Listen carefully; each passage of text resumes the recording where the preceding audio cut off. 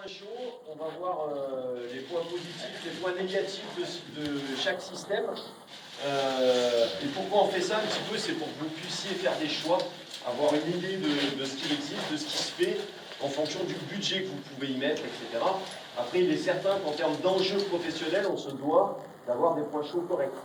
Donc là, on a les points chauds qu'on faisait avant, qu'on peut encore faire, qui ne sont pas montés à l'avance et on va s'adapter au milieu. Donc quand on fait des points chauds comme ça, il faut globalement compter, donc là c'est fait avec des couvertures de survie, avant qu'on ait des résurgences et des choses comme ça, on avait au minimum 5 couvertures de survie pour arriver à faire un point chaud. Accompagné de ces couvertures de survie, de la petite ficelle, et là ils ont mis des mousquetons parce qu'ils n'avaient pas mieux, les mousquetons servent à bloquer les survies, ça marche très bien avec des petites pinces à linge. Donc, ou des trombones aussi, ça marche bien. Donc dans un bidon étanche, on met les couvertures de survie, de la ficelle, des trombones ou des pinces à linge, et on va s'adapter au milieu, on va installer nos ficelles, etc. On va arriver à faire le point chaud. On a tout le confort. Des avantages, ça prend du temps à installer. D'accord ? Évidemment. Par contre, si vous êtes en explos assez loin, sous terre, généralement, c'est bien que tout le monde ait une survie. On s'aperçoit qu'avec une petite équipe de 5, on peut arriver à faire quelque chose. Là, sur le positionnement, le choix de l'endroit où ils se sont mis, l'idée, c'est pas forcément 5 personnes, hein, c'est au moins ceux qui ne sont pas bien. D'accord ? Et après, tu tournes. Voilà. Après, sur les choix de positionnement, là, ils l'ont mis là, mais par contre, du coup, ils ont leur sol qui est tout de travers, etc. Du coup, si on avait à passer du temps dedans, ça ne serait pas très confortable. Des avantages de ces systèmes-là, c'est que la couverture de survie, ça condense énormément. Donc du coup, on a pas mal d'humidité, etc. Au bout d'un moment, toutes les parois sont mouillées, ça vous tombe dessus, et du coup, c'est moyen. Comme dans tous les points chauds, dans tous les cas, forcément, si on met un moyen de chauffage, donc que ce soit des bougies, de l'acéto ou quoi que ce soit, il faut forcément des aérations pour éviter de s'intoxiquer. Voilà. Seb, je ne sais pas si tu as des trucs à dire sur les... Non, son gros avantage évidemment c'est que c'est pas cher et qu'à une époque on faisait que ça et ça marchait bien. Maintenant on évolue avec le temps et rien que d'avoir un point chaud encore sur celui que vous avez préfabriqué avant avec du scotch, on a déjà une gamme au-delà. Je pense en tant que professionnel, ça commence à être un petit peu has-been d'avoir ce type de point chaud, quoi. Voilà. Donc, ça a marché pendant longtemps. Ensuite, du coup, on a ici le résurgence. Son gros avantage, c'est qu'il est monopièce, il est fait en une fois. Il est vendu sans les petites ficelles.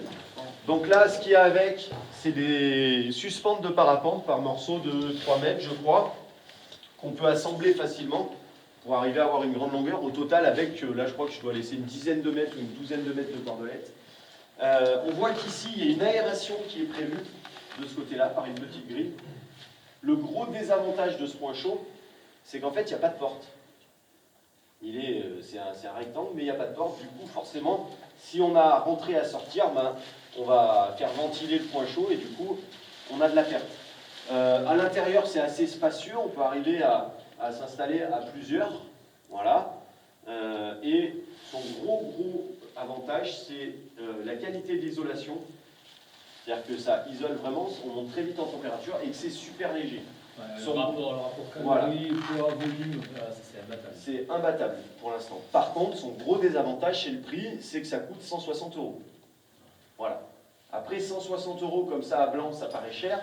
En enjeu professionnel, 160 €, je dirais que c'est un outil comme un autre. Et selon le type d'activité qu'on propose, si on vend de la grande course, si on va loin, si on fait des stages, des choses comme ça, c'est quand même un outil qui peut réellement servir. Moi, c'est ce que j'utilise, c'est ce que j'ai comme point chaud. Voilà, je le coupe avec 2 couvertures de survie pour le sol, pour compléter le sol. Là, je ne l'ai pas vu ici, mais par exemple, juste un sol comme ça, c'est un peu minimaliste. Il ne faut pas hésiter à utiliser des kits qu'on va mettre dessous, ou de la corde, parce que le froid, il arrive aussi par le sol. Ça, c'est important. Si vous faites un point chaud comme ça et que vous n'avez pas quelque chose par terre, vous allez sentir le froid qui va arriver sur le cul, quoi. Donc vraiment, le sol, on l'isole et juste une survie comme ça, c'est un peu limite. Ça vaut le coup de mettre des kits. Voilà. Et du coup, là, toujours la fameuse aération. Parce que là, on imagine très bien, surtout avec les bougies fabriquées maison, là, que s'il n'y avait pas d'aération à l'intérieur, il y a un moment où ça peut devenir dangereux. J'ai plus le poids en tête. Ça fait 250 grammes. 160 grammes, 170 grammes. Ouais, c'est ça, c'est super léger. Donc avec les petites ficelles, etc., on a vraiment quelque chose de léger. La petite sacoche, elle est où la sacoche? Non, mais elle est où le mien? On est cuisine dessus. La sacoche, elle est là. Ah, la sacoche, elle est là. Et où tu l'as rentré là? Voilà. Globalement, ça tient dans une sacoche comme ça. Ouais, Vous verrez, quand on va le rentrer, c'est un peu chiant à rentrer, mais voilà, ça tient vraiment pas de place. Quoi. Voilà, ça tient là-dedans. Tiens, là, il y en a un plein. Là, il y a le mien, mais il y a écrit Voilà. dessus là. Et en volume, c'est vrai que ça rentre dans un bidon de 6 litres, tu as encore du matin, même dans un bidon de 2,5 litres, mais ça peut un peu se plier dans le bidon. Ça peut se plier. C'est même le genre de truc, selon si tu choisis d'aller un petit peu plus loin dans le trou et que tu n'emmènes pas tout, tu peux le glisser dans ta combine avec 3 bougies. Ouais. Non mais voilà, oui, c'est vraiment le truc. Ça prend 3 fois moins de place que 5 couvertures de survie. Ah mais bien sûr, et regarde le poids, je veux dire, tu le prends dans la main, fais-le tourner, voilà, ça coûte 3 fois plus cher, mais après on va le... Ça c'est le Stenberg, il n'est pas vendu comme point chaud, il est vendu comme tente de bivouac. Ouais, et au chaud quand même. Voilà. Donc on a toujours la technique des 5 points sur les angles, c'est un rectangle. La tâche de plafond, ça c'est pas mal. Une aération qui est très bien faite, c'est-à-dire qu'on peut soit laisser ouvert, soit refermé.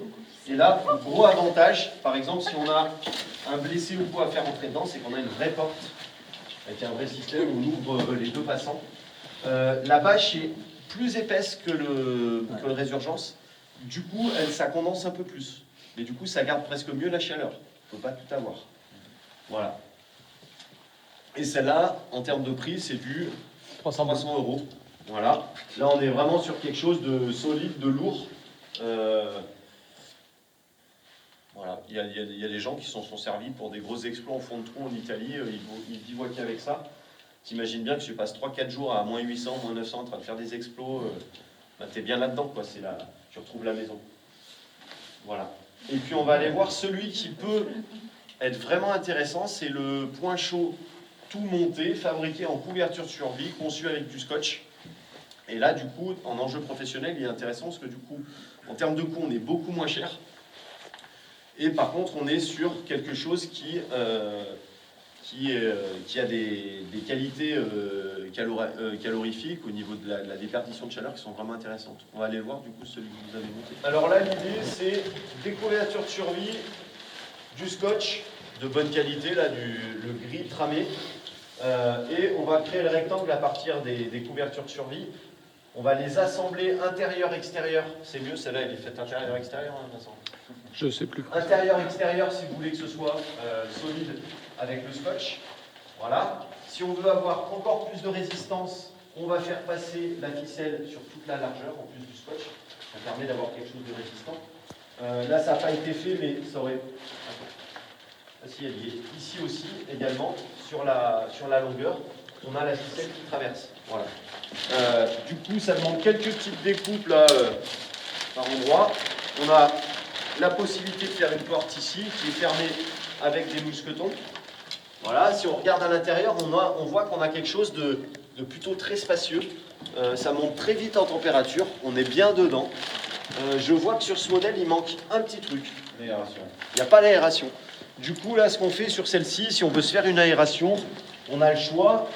Les aérations, on les pose forcément plutôt sur le point haut, pour qu'il y ait du tirage. Donc, plutôt sur les parois, là, ici, juste là. Donc, l'idée, c'est qu'on découpe dans la survie. On va renforcer avec du scotch autour, parce que sinon, ça fait des points pour la déchirure. Et l'aération, simplement, on remonte. Voilà, et on rebaisse quand on n'en a plus besoin. Et du coup, ben, ça, c'est le prix. Celle-là, il faut 5 survies. Ouais, 5 survies pour la faire. 60 €. Voilà. Plus de la petite ficelle. Ça. Voilà. Et du coup, en termes de place... C'est pas 3,50 la survie? Bah, les épaisses, non? Les épaisses, il faut le faire avec une épaisse, avec une légère. Voilà. Et du coup, ça tient là-dedans. Donc, on est un peu plus lourd que les autres. On est beaucoup moins cher. Et bah, ça vous fait faire des travaux manuels pendant l'hiver. Voilà. Toujours s'isoler du sol, hein, c'est important. Voilà. Et du coup, ce qu'on n'a pas parlé sur les points chauds, c'est au niveau de la chaleur. On a plein de techniques. Là, on en a allumé pas mal. On a allumé pas mal de bougies qui sont des bougies faites maison. Hein. Donc, on coule la cire dans une canette ou dans un récipient. Voilà, après soit on met de la mèche, soit du carton, on aura fait imbiber dans la cire, et ça permet de se faire une bougie. Voilà, après il y a toutes les bougies vendues dans le commerce. On a la MTDE qui est ronde comme ça avec 3 petits trucs, avec 3 petites mèches. On a les UPO, je ne sais pas si quelqu'un en a, c'est celles qui sont longues là comme ça. Voilà. Et on en a amené une pour ceux qui n'ont jamais trop vu fonctionner. Si on s'installe dans le temps ou quoi, sur des longues sorties, on peut éventuellement prendre une dudule, générateur acétylène avec du carbure de calcium, de l'eau, ça fait du gaz, on met la flamme, et là, ça chauffe assez bien, c'est ce qu'on faisait avant. Voilà, voilà.